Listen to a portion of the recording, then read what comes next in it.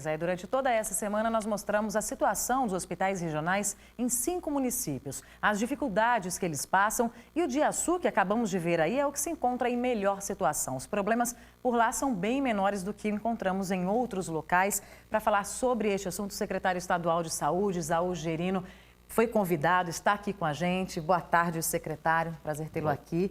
Bom, a gente pode dizer que a questão da gestão mesmo do hospital, de cada hospital, é a grande diferença em relação a um hospital para o outro, né? O Diaçu aí está funcionando relativamente bem melhor do que os outros. Boa tarde. Boa tarde, Lídia. Boa tarde, telespectadores da InterTV Cabugi. Com relação a essa sua pergunta, existe problema de gestão, isso é inegável, mas existe também a carência do profissional médico em alguns hospitais desses. Com relação a... Todos sabem que a necessidade de algumas especialidades que não existe para que o governo possa contratar, nem no concurso que foi realizado, a gente tem essa demanda que possa contratar e realmente locar esses profissionais nesses hospitais. Mas o governo tem se preocupado, a própria governadora, em equipar, estruturar esses hospitais e também colocar o médico para que dê assistência permanente 24 horas nessas unidades hospitalares. Eu até convido o senhor agora para assistir com a gente um pouquinho de cada matéria que foi exibida ao longo dessa semana, que mostra aí um pouquinho dessa realidade em vários estados, em vários hospitais regionais aqui do nosso estado. Vamos acompanhar. Olha só como é que está a situação da pia usada para lavar o material quando a gente liga a água aqui. Olha só o que acontece. E tem mais um problema. O material usado, ele fica aqui de molho em água sanitária. De acordo com os funcionários, esse não é a substância correta para fazer esse molho. Os problemas estruturais também são visíveis. O prédio foi construído em 1994 e precisa de manutenção. No laboratório, aparelhos antigos, sucateados, remendados com esparadrapo. Além da clínica médica, o hospital também realizava cirurgias eletivas e atendimento em obstetrícia, que somavam 21 leitos. Há 1 ano e 1 mês, a unidade foi interditada por falta de condições de infraestrutura. Os 2 serviços estão paralisados até hoje. Entre os refletores necessários para cirurgias, este aqui tem 30 anos de uso e já não funciona com a mesma precisão. Este outro está queimado há meses. A UTI da unidade fica sem médicos em parte dos turnos. Só temos 22 médicos para 132 leitos. Rotina estressante, porque nós estamos sobrecarregados. No atendimento pediátrico, apenas uma enfermaria funciona. As outras 2 estão fechadas por falta de camas adequadas. No setor de raio-x, a revelação dos exames e as condições de trabalho dos técnicos também são precárias. Não funciona. Aí, né? A gente vê que realmente não é fácil trabalhar, não é fácil para quem procura o atendimento. E de que forma a secretaria está tentando diminuir esses problemas? Tanto de infraestrutura, né, como compra de novos equipamentos. Depois a gente vamos para a próxima, a gente fala depois sobre os médicos, né? Mas primeiramente, problema estrutural e de equipamentos. Bem, por coincidência, agora nesses 15 dias, tivemos a oportunidade de visitar todos esses hospitais que foi levantado aí, essas questões. Estamos em processo de reestruturação física da grande maioria dos hospitais. Foram escolhidos 8 hospitais para reformas. Hoje mesmo, estou saindo agora da governadoria, onde foi assinado a ordem de serviço com a governadora de mais 5 unidades.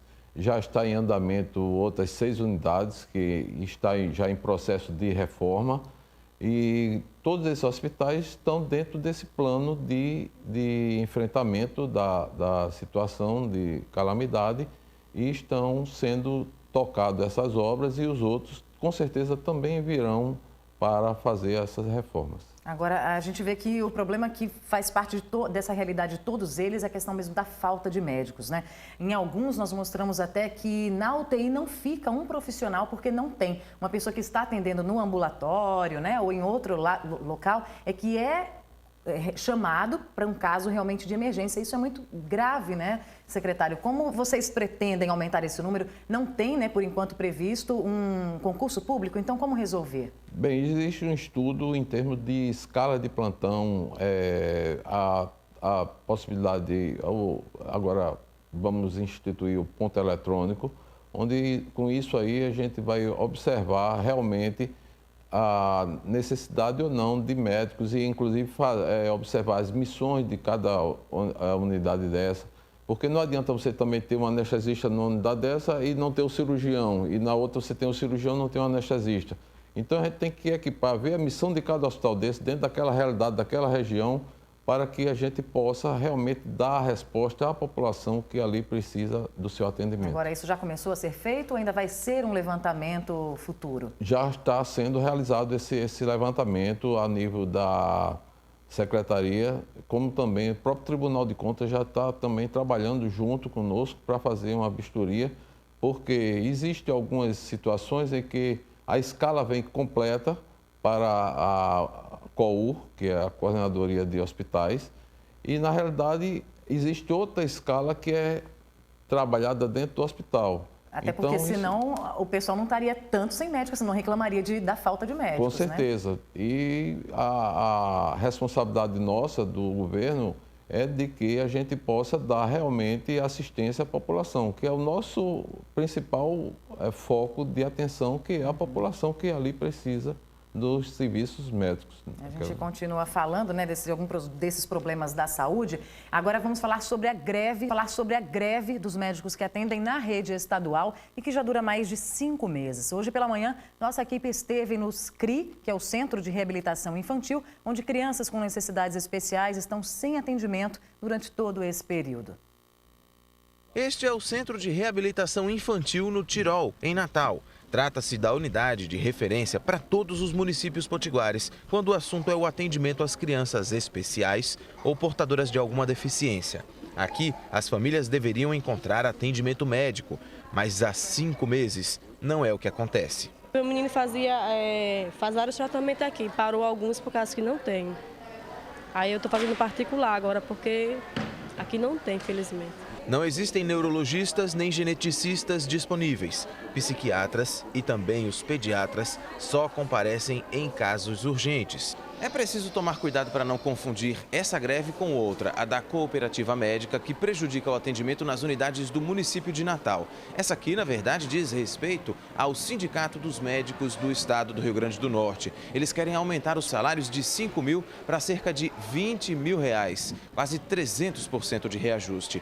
Por telefone, o diretor do sindicato disse que não poderia nem sequer passar uma lista de quais são os serviços paralisados, mas confirmou que mesmo durante a greve, os profissionais continuam recebendo os salários. É uma triste realidade para todos que dependem do Centro de Reabilitação Infantil.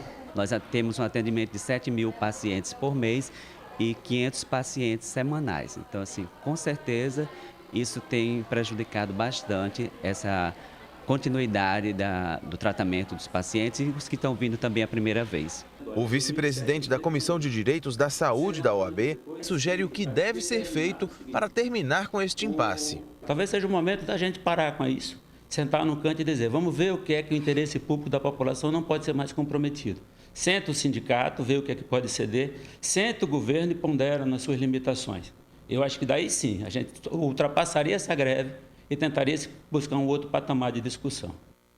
Aí, secretário, como é que estão as negociações com os médicos? O governo do estado tem possibilidade de aumentar os valores dos salários, como eles querem?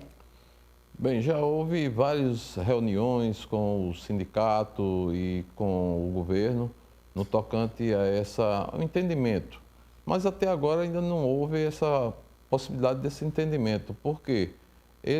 A pretensão do próprio sindicato é que chega ao teto do piso da FENAM, no qual o nosso presidente da FENAM é o mesmo presidente do Sindicato dos Médicos. Seria 19.900 mais ou menos. Mas o governo não tem essa disponibilidade financeira para dar esse reajuste.